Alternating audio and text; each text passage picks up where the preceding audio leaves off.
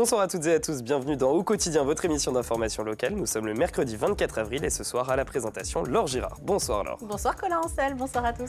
Notre invité dans l'actu est un jeune agriculteur. Il est même devenu depuis peu le nouveau président des JA 72 de la Sarthe. Cyril Lemaître est l'invité de notre journal. Un entretien enregistré en début d'après-midi. Et puis dans la deuxième partie de Quotidien, nous avons pu échanger mardi soir avec le président national de la Mutualité française qui regroupe 500 mutuelles. L'organisme fait un tour de France pour recueillir les attentes des plus jeunes dans le domaine de l'assurance santé et de la prévoyance. Les explications à 18h45, mais avant ça, place à l'actu.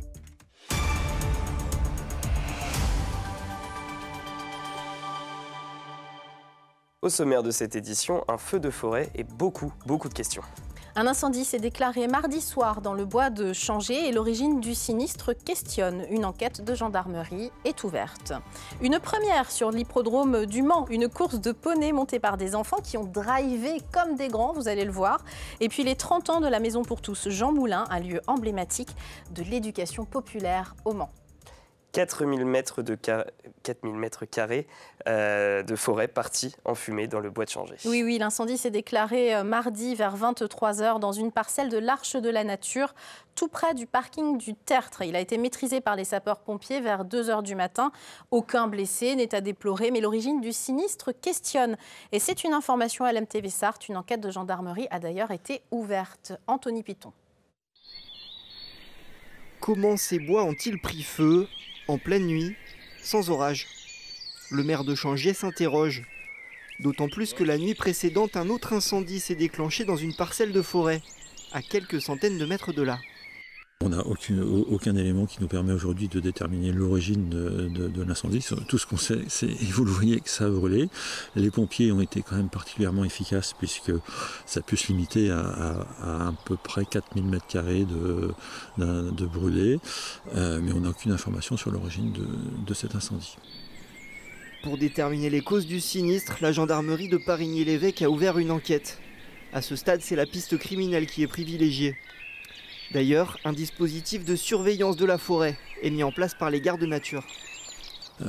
Ici, sur les bois de Changé, nous sommes en proximité de plusieurs habitations du secteur Californie, Tertre, la Blancharddière. Donc oui, il faut être particulièrement prudent quand on se promène et puis aussi attentif à tout ce qui pourrait signaler la présence d'un feu. Avec le feu, le sous-sol et les racines des arbres ont été sévèrement touchés. Certains d'entre eux pourraient être abattus dans les prochaines semaines. À noter, dans notre reportage, devaient apparaître des agents du Mans Métropole qui œuvrent chaque jour pour entretenir et sécuriser notre forêt, et notamment après un feu comme celui-ci. Eh bien, leur employeur, le Mans Métropole, leur a interdit d'apparaître sur nos images et nous avons respecté cela pour éviter toute représaille à leur encontre. Nous regrettons de n'avoir pu vous montrer leur travail à l'image, donc. Mais nous les remercions pour ce qu'ils font au quotidien afin de rendre ces bois de Changé encore plus agréables pour tous. On continue de parler incendie. Une vingtaine de pompiers étaient mobilisés à Saint-Saturnin ce mercredi matin. Ils ont dû maîtriser un incendie dans un hôtel, le Fast Hotel, au nord du Mans, rue Louis Chappé. Le feu a pris dans la toiture du bâtiment dans la nuit aux alentours de 4h du matin. Heureusement, il n'y a eu aucune victime. 35 personnes ont été évacuées, des clients et du personnel de l'hôtel.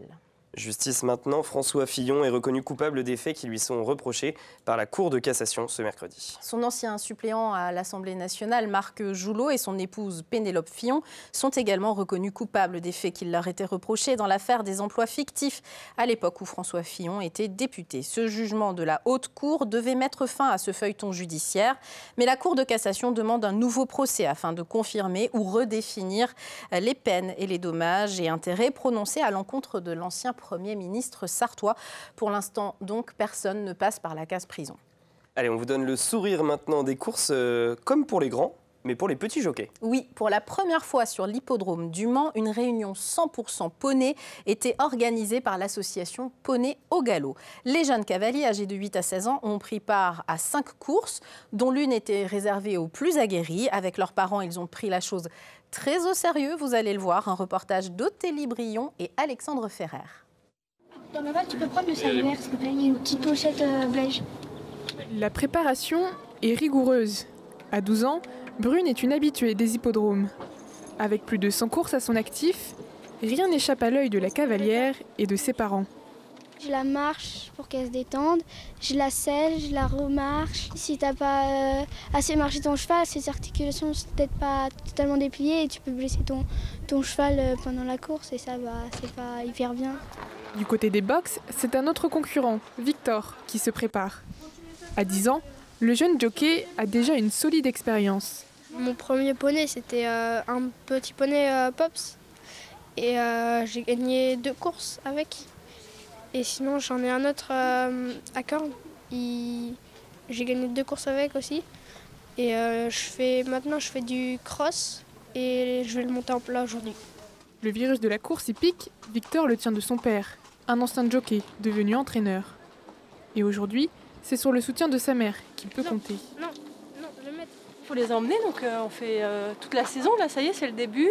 Et on en a jusqu'à mi-octobre. Donc on part un peu dans toutes les régions. Et alors c'est très sympa parce qu'on s'entend tous bien au niveau des parents.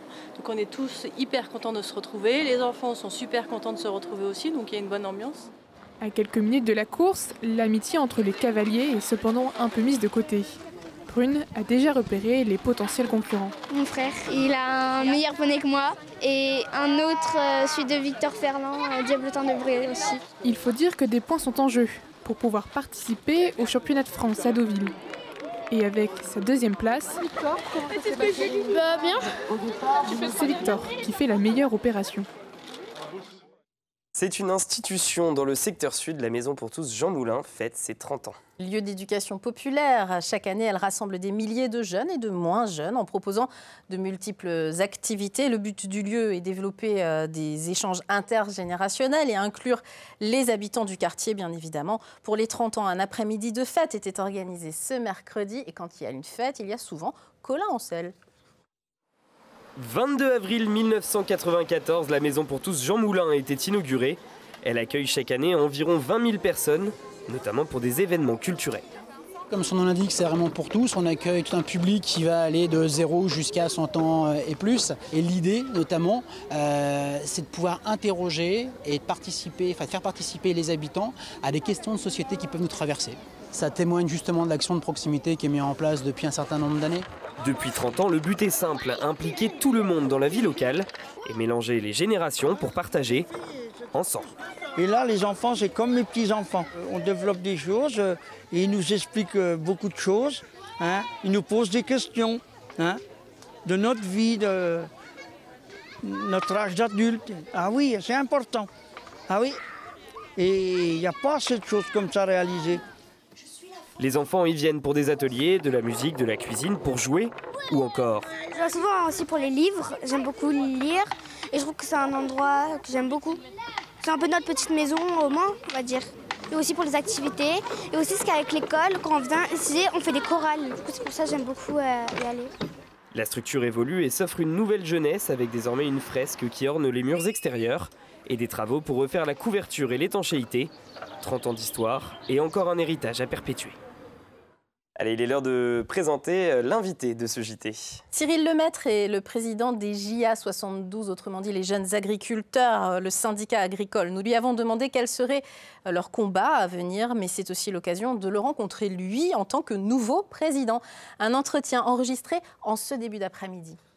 Je suis avec Cyril Lemaître, le nouveau président des JA 72. Vous les connaissez, les jeunes agriculteurs, syndicat agricole majoritaire chez les jeunes. Bienvenue sur ce plateau. Félicitations pour votre nomination. C'est une élection ou une nomination d'ailleurs chez les JA? Bonjour, merci de me recevoir tout d'abord. C'est une élection. Ouais.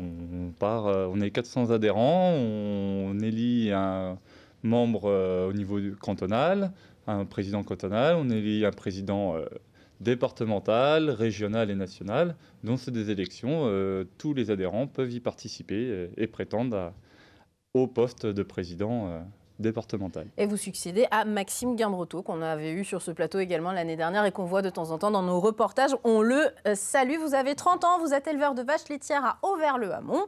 Qu'est-ce qui vous a motivé dans l'exercice de votre métier d'agriculteur à vous investir au sein du syndicat ?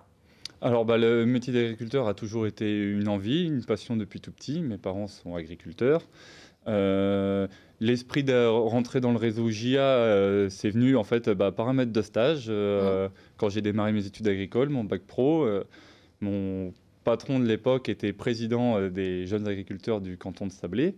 Et il m'a dit, suis-nous en réunion. On a démarré aux activités et de fil en aiguille, on s'est pris au jeu et puis on n'a pas arrêté depuis 2009, donc ça fait 15 ans. Et aujourd'hui, plus que jamais, ça a toujours été, vous me direz, mais aujourd'hui, plus que jamais, les agriculteurs ont des revendications à vivre de leur travail. On en a parlé énormément les derniers mois, notamment en janvier avec les grandes manifestations, les grands rassemblements sur les autoroutes. On avait rarement vu ça, d'ailleurs. Ça faisait très longtemps qu'on n'avait pas vu des rassemblements aussi importants. C'était vraiment la défense, effectivement, de votre pouvoir d'achat, tout simplement, de pouvoir vivre dignement de votre travail. On voit là sur l'autoroute sartoise les tracteurs qui convergeaient vers Le Mans. Aujourd'hui, un projet de loi est dans les tuyaux. Vous êtes plutôt satisfait de l'avancée ? Oui, c'est une bonne avancée parce que ça fait déjà 3 ans qu'on en parle. C'est une demande du président M. Macron. Il y a 3 ans, il nous a demandé de réaliser un projet de loi. Et enfin, on commence à en voir les aboutissants. Le projet de loi est arrivé à l'Assemblée nationale. Il va être débattu courant avril. Oui, courant avril, début mai. En mai, effectivement, à l'Assemblée nationale. C'est un projet de loi d'orientation pour la souveraineté agricole, alimentaire, effectivement. La souveraineté, ça c'est vraiment le maître mot aujourd'hui. C'est l'idée qu'il faut qu'on soit autonome en France, vous pensez, en termes de production agricole ? C'est possible ? Oui, c'est possible. Aujourd'hui, on en importe énormément. Le but aujourd'hui, c'est vraiment de faire vivre l'agriculture de la France. Pour ça, on est autonome. Sur 95% des produits, on est autonome. Aujourd'hui, en fait, on en importe énormément. C'est parce qu'on en exporte aussi énormément. Oui. On exporte le savoir-faire français et on importe les produits extérieurs pour compenser ce fait qu'on exporte énormément. Aujourd'hui, vous êtes éleveur de vaches allaitantes. Vous vivez correctement de la vente de votre lait? Ça aussi, c'est un sujet dont on parle régulièrement sur LMTV. Alors moi, je suis éleveur de lait pour Belle, à Sablé. Je fais partie d'une organisation de producteurs où c'est des éleveurs à la tête de cette organisation-là qui, eux, vont négocier le prix du lait généralement annuellement sur la fin du dernier trimestre de l'année pour l'année d'après. Et ça, c'est un système qui vous permet effectivement d'avoir un revenu décent et d'en vivre? L'avantage qu'on a de cette négociation-là, c'est qu'on a le prix pour 12 mois. On a une lisibilité sur 12 mois, on sait le prix qu'on sera payé sur un an, et ça permet d'être plus fort. On est 800 producteurs, on apporte énormément de litrage, de lait pour l'usine Belle, et on a un poids de négociation plus important que si on y allait un seul producteur. Autre sujet de lutte dans les mois à venir, vous me disiez hors antenne, ça va être la demande de simplification administrative. Ça, on en a déjà parlé également sur le plateau, notamment avec la FDSEA. C'est un sujet qui vous préoccupe, vous ? Oui, c'est un sujet très très important. Aujourd'hui, on passe énormément de temps dans nos bureaux au lieu de travailler à l'extérieur. Quand il pleut, c'est très bien, mais quand il fait beau, non, on ne veut pas passer des heures et des heures dans nos bureaux. Et en fait, on se rend compte que même l'administration est débordée sur des dossiers en fait, qui ne servent quasiment à rien. C'est parce que c'est des dérogations, des choses comme ça. Et en fait, ils se disent, bah mince, en fait, on est en retard. Si on simplifiait, on gagnerait du temps. Et même eux, en fait, à l'administration, qui n'ont pas forcément le personnel en face, bah, ils avanceraient beaucoup plus vite. Donc ça va être un sujet de lutte dans les prochains mois. Un mot quand même très positif, et on l'attend chaque année, c'est la 13e édition de la ferme Naturellement. Vendredi 17 et samedi 18 mai, place de la République. On voit les images de l'année dernière, parce que je crois qu'on y va absolument chaque année. Il fera beau, bien sûr, il fera beau, et ça va vous faire venir du monde. Oui, il fera beau, c'est sûr. Il fera beau, c'est sûr. En plus, cette année, on a quand même des chefs étoilés qui seront là pour faire des dégustations, toujours le marché de producteurs, on voit du matériel, on voit des animaux. On sera aussi là pour échanger avec vous, les consommateurs, sur le métier, les difficultés, mais aussi le bienfait de notre métier agriculteur quand même. C'est un peu notre petit salon de l'agriculture sartois finalement. C'est ça, avec la foire des 4 jours du Mans qui est aussi un gros salon. Évidemment, bon, celui-là c'est celui du printemps. Ouais. Merci en tout cas d'être venu vous présenter au public, Cyril Lemaitre, donc nouveau président des JA 72. Bien, merci. C'est la fin de l'actu, mais restez avec nous parce qu'au quotidien n'est pas terminé. Alors à tout de suite.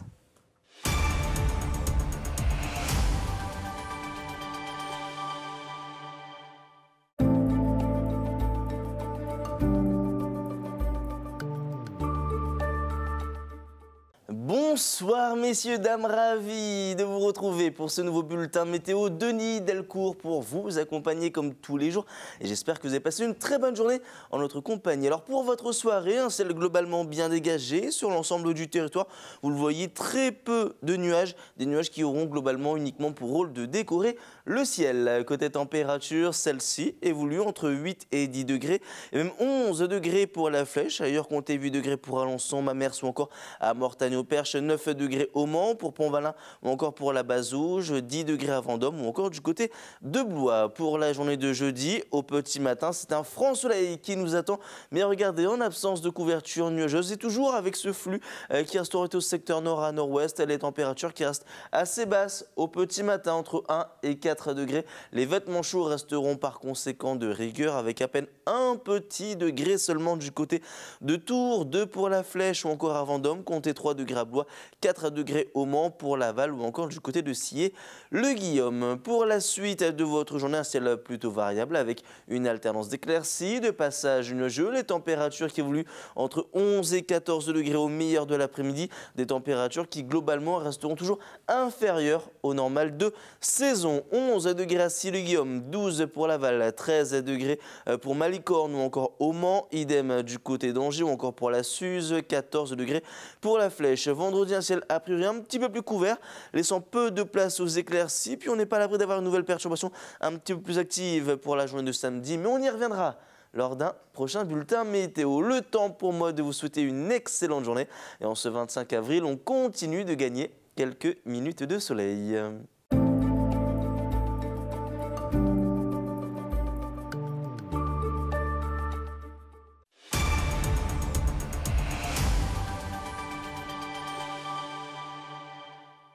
Bienvenue dans la suite si vous nous rejoignez sur LMTV Sarthe. On va tout de suite faire un point sur la qualité de l'air dans notre département. Et ce jeudi 25 avril, l'Ozone sera responsable de l'indice que vous voyez à l'image, donc moyen, une légère pollution de l'air qui se maintiendra à des niveaux modérés avec l'arrivée de nuages et de précipitations. Laure, je vous laisse la parole. Oui, on passe à l'invité de la suite avec notre jeune apprenti journaliste Alexandre Ferrard que vous allez découvrir dans ce magnéto, accompagné d'Othélie Brion, notre stagiaire. Ils ont rencontré le président de la Fédération nationale de la mutualité française. Qu'est-ce que c'est ? C'est un syndicat qui regroupe 500 mutuelles en France et qui en ce moment fait un tour de France pour demander aux jeunes ce qu'ils pensent des mutuelles, de la protection santé et de la prévoyance à un âge où on n'y pense pas forcément d'ailleurs. Rencontre avec le président de cette mutualité française, Éric Chenu, ce mardi soir, donc avant leur réunion publique. Je suis avec Éric Chenu, président de la mutualité française, première fédération des mutuelles de France. Bonsoir Éric Chenu. Bonsoir. Nous sommes au Forum des jeunes intitulé « Parlons solidarité et santé ». Vous avez fait en quelque sorte un tour de France, si je puis dire. Vous êtes allé dans 5 villes jusqu'à présent, Brest, Ivry-sur-Seine, Reims ou encore Le Port à l'île de la Réunion. Nous voici aujourd'hui au Mans, précisément à la maison de quartier Pierre Guédou qui se trouve juste derrière nous. J'aurais une première question à vous poser, Éric Chenu. C'est quoi la mutualité française ? La mutualité française regroupe des mutuelles qui protègent sur le champ de la complémentaire santé, de la prévoyance, des accidents du travail, l'incapacité, l'invalidité, le décès, aussi en retraite complémentaire, en épargne. On gère 3000 établissements, services de soins d'accompagnement mutualisé sur tout le territoire. On est le premier acteur de prévention après la puissance publique, près de 30 000 actions de prévention chaque année. Ce sont des femmes et des hommes qui décident de se regrouper, de mettre ensemble des moyens via des cotisations pour se protéger mutuellement et inventer ensemble les solidarités de demain. Alors nous sommes présents aujourd'hui, il y a un échange qui aura lieu avec des jeunes notamment. Est-ce que vous pouvez nous préciser concrètement ce que vous allez faire pour cette séance de ce soir ? Bien, en fait, on a voulu organiser ces forums jeunes pour entendre des jeunes, des étudiants, des jeunes salariés, des jeunes professionnels de santé, des apprentis, des jeunes en insertion, en recherche d'emploi, tout type de jeunes qui ont moins de 35 ans pour savoir quels étaient leurs besoins, leurs attentes en matière de santé, quelle représentation ils se faisaient de la protection sociale, de comment fonctionnent nos solidarités aujourd'hui. L'idée, c'est vraiment de les entendre, de partir de leurs réflexions, de leurs préoccupations pour construire ensemble avec eux les bonnes réponses pour répondre à leurs besoins aujourd'hui et puis surtout pour imaginer la manière de faire évoluer le système pour répondre au mieux à leurs besoins demain. On sent bien qu'il y a une nécessité d'adapter notre organisation, notre système de santé. C'est quoi aujourd'hui être en bonne santé, comment on se protège mutuellement les uns les autres et puis comment on anticipe les besoins de demain. Et donc, qui mieux que les jeunes pour échanger sur ces questions-là, ça nous semblait une évidence de les entendre. Alors justement, parmi les 5 villes, donc compris Le Mans aujourd'hui, donc les 4 villes précédentes, quels sont les ressentis que vous aviez eus jusqu'à présent de jeunes, les rencontres que vous avez pu faire ? Alors ce qui est intéressant, c'est de voir que, parce que souvent on dit les jeunes ne s'engagent plus, ils ne se préoccupent pas de l'intérêt général. Je peux vous dire que pour les avoir entendus, on en a entendu à peu près un peu plus de 600 sur les 4 premières villes. Si ils s'engagent, ils ont des choses à dire. Moi je suis extrêmement frappé de leur lucidité sur ces questions de santé, de protection sociale, qui ne sont pas des questions forcément évidentes, où ils ont des préoccupations qu'ils expriment. Ils ont des attentes fortes sur le champ de la santé mentale, de l'accès aux soins, de l'accès effectif aux soins, sur le champ de la santé au travail, pour notamment les jeunes salariés, les difficultés aussi sur la santé scolaire qui sont beaucoup remontées. Et puis, ce qu'ils nous ont dit beaucoup, c'est que ce système, il est assez complexe. On ne leur a pas toujours transmis la manière dont ça fonctionne et il y a un certain nombre de démarches qui les embêtent, sur lesquels ils ont du mal à se repérer. Et donc, c'est une attente de simplification, d'explicitation aussi, qui est fortement exprimée. Et donc, ça nous oblige pour trouver les bonnes solutions, les bons ajustements. Et puis, on va voir si au Mans, il y a de nouvelles thématiques qui ressortent, parce que s'il y a des thématiques centrales, dans chacune des villes, il y a eu aussi des spécificités. Alors parlons du Mans justement, qui est en quelque sorte le berceau des mutuelles, je comprends aussi MMA. Est-ce que ça a du sens pour vous d'être présent aujourd'hui au Mans ? Ça a du sens parce que c'est une métropole, c'est une grande ville où il y a beaucoup de jeunes. Il y a une tradition mutualiste, donc c'est fort. Il y a une chaire sur l'économie sociale et solidaire à l'université, donc pour nous qui, comme les associations, les coopératives, les fondations, les entrepreneurs sociaux sont très engagés sur le champ de l'économie sociale et solidaire, ça fait pleinement sens d'être dans une ville comme Le Mans. Merci Éric Chenu, président de la Fédération nationale des mutualités françaises. Nous vous remercions pour ce temps d'échange. Vous allez poursuivre après Le Mans à Agen et Aix-en-Provence jusqu'au 28 mai, c'est bien ça ? C'est bien ça, on continue ce Tour de France. Et puis surtout, après ce Tour de France, on va synthétiser tout ce que nous auront dit les jeunes. Et ces propositions, on va les soumettre à celles et ceux qui ont participé à ces rencontres. Et puis plus largement aux jeunes qui auront envie de s'y intéresser pour qu'on vérifie déjà qu'on n'a pas galvaudé leurs paroles, qu'on est bien au rendez-vous de leurs attentes. Et ça, on va continuer de le faire vivre dans nos instances internes à la mutualité. Mais on va aussi porter un certain nombre de propositions vers les pouvoirs publics, parce que dans ce qu'ils nous disent, il y a aussi des choses qu'ils attendent en termes de changement qui dépendent plus de la puissance publique. Merci à vous. Merci. Merci, bonne soirée. Au revoir. Allez, on fait un point sur les invités de ce jeudi dans Au Quotidien. Nous recevons Marion Frétet de la FNAT, l'association des accidentés de la vie, ainsi que Christophe Arnaudy en tant que secrétaire départemental de la CGT, délégué à la protection sociale, pour parler justement sécurité et santé au travail. Et ça, c'est dans l'actu. Dans la suite, Laure ? Dans la suite, on parle de toute autre chose. On va recevoir une représentante de l'association France Nature Environnement pour une rando muguet. Est-ce que vous savez ce que c'est une rando muguet, Colin ? Pour l'instant, non, mais j'ai envie de savoir. Eh bien, vous le saurez demain en regardant regardant la suite. Bon, Métavic, on va parler un petit peu quand même de biodiversité, ce genre de choses, protection de la nature. Enfin voilà, une belle rando qui va nous donner envie de se promener en ce printemps un peu frais mais ensoleillé, on l'espère. Et vous parlez de se promener, il y en a une qui s'est beaucoup promenée ce dimanche, c'est Amanda Scott et Samuel Morand qui vont vous présenter l'infiltré du dimanche dans quelques instants sur LMTV Sarthe, avec notamment une balade du côté de Chenu pour une brocante musicale, ou encore du côté de Bessé-sur-Bray au château de Courtenvaux pour la merveilleuse fête au jardin. Donc regardez ça, vous avez regardé vous, Laure? Évidemment, avec l'amie Amanda Scott, on l'adore, elle est pétillante. Donc restez avec nous sur LMTV Sarthe, c'est dans un instant. Quant à nous, dans l'actu, Au Quotidien, on se retrouve ce jeudi. Bonne soirée à tous. Salut.